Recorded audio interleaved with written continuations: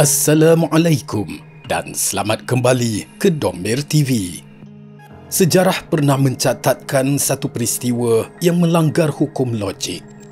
Tahun 1258, Baghdad runtuh, perpustakaan agung dibakar dan sungai Tigris bertukar warna dengan dakwat dan darah para ulama. Secara fizikal, Islam sudah tewas. Leher ummah ketika itu sudah berada di bawah pedang Mongol. Tetapi apa yang berlaku selepas itu merupakan satu keajaiban.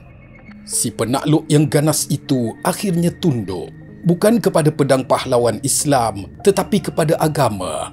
Horde Mongol memeluk Islam. Mengapa? Kerana pada waktu itu, walaupun jasad umat Islam hancur, namun roh Islam itu masih hidup.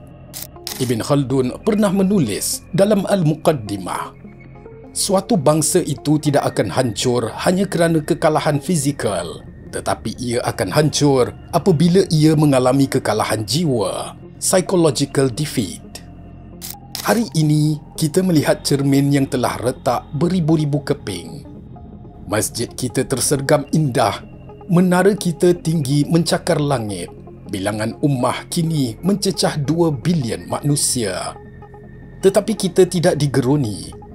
Kita hanya dibuat sebagai bahan jenaka, dipandang rendah dan tidak mampu berbuat apa-apa. Benarlah sabda Rasulullah sallallahu alaihi wasallam yang bermaksud, kamu akan menjadi ramai pada hari itu, tetapi kamu hanyalah seperti buih di lautan. Para sahabat bertanya, adakah kerana kami sedikit? Nabi menjawab, tidak, kamu ramai. Tetapi Allah telah mencabut rasa gerun dari dada musuh kamu dan mencampakkan penyakit wahan ke dalam hati kamu.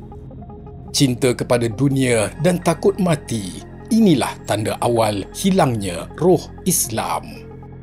Kita sering terkeliru antara simptom dan penyakit.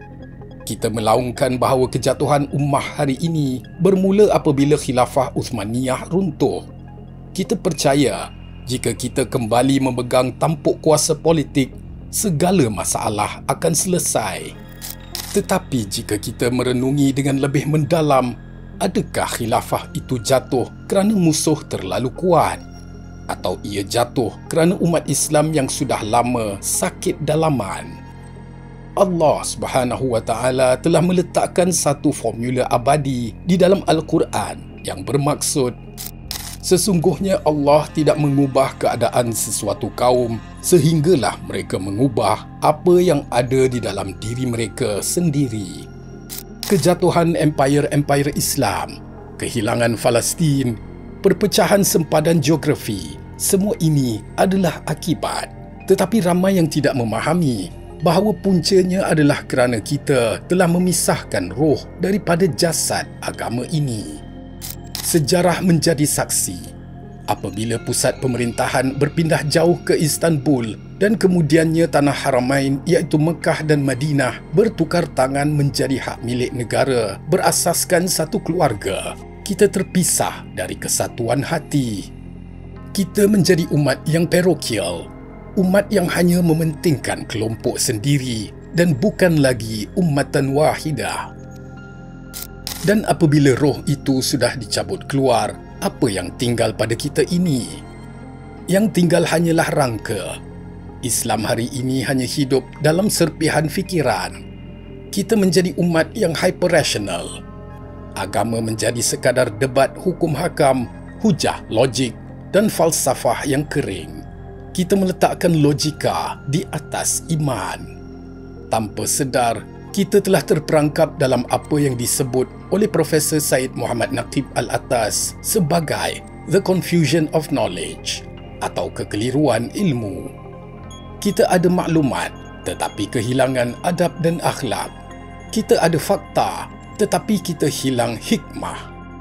Imam Al-Ghazali pernah memberi amaran keras tentang hal ini. Beliau mengingatkan bahawa hati manusia itu umpama cermin. Jika ia tidak digilap dengan tasawuf, ia akan berdebu.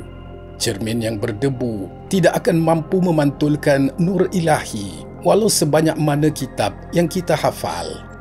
Inilah realiti kita hari ini. Kita ada Al-Quran di lisan tetapi tidak melepasi kerongkong. Malah kita menggunakan ayat-ayat Al-Quran dengan pemahaman akal yang penuh keangkuhan dan dijadikan ia sebagai senjata untuk menyerang sesama sendiri. Kita ada undang-undang Islam di atas kertas, tetapi tiada keadilan di dalam jiwa. Kita menyembah logika ciptaan syaitan dan melupakan rasa kurniaan Allah. Musuh-musuh Islam tahu bahawa kekuatan sebenar kita bukan pada minyak dan bukan pada senjata nuklear. Kekuatan kita terletak pada kerohanian yang mendalam. Maka strategi mereka adalah dengan menyuburkan gerakan-gerakan sesat seperti Batiniyah, Qadiani, Pseudo-Salafi dan anti-hadis. Tujuannya adalah untuk memomokkan masyarakat Islam supaya apabila disebut perkataan tasawuf, apabila disebut tarikat, umat Islam awam akan terus melompat dan menjerit sesat. Kita membuang permata kerana takutkan kaca. Kita meninggalkan tradisi ulama' silam yang hebat seperti Syekh Abdul Qadir Al-Jilani, Imam Al-Ghazali, Imam Junaid Al-Baghdadi hanya kerana kita takut dikaitkan dengan ajaran sesat moden. Akhirnya, musuh Islam berjaya menjadikan kita umat yang literal, umat yang hanya nampak kulit tetapi buta isinya. Sudah tiba masanya untuk kita berhenti menuding jari keluar. Kita perlu kembali kepada definisi agama yang sebenar seperti yang diajar oleh Jibril alaihissalam kepada Rasulullah sallallahu alaihi wasallam. Ihsan itu adalah kamu beribadah kepada Allah seolah-olah kamu melihatnya. Jika kamu tidak mampu merasakan seolah-olah melihatnya, maka yakinlah bahawa dia melihatmu. Inilah ainun basyariyah, mata hati yang perlu kita celikkan semula. Penghayatan ilmu tasawuf jelasnya satu keperluan yang sangat diperlukan masa kini bagi memperkukuh kembali jati diri keislaman ummah. Namun, untuk merealisasikan bukan satu perkara yang mudah. Ia perlu kepada jihad. Bangunlah untuk menghidupkan jiwa. Kerana jasad tanpa roh adalah mayat dan mayat tidak mampu membebaskan sesiapa.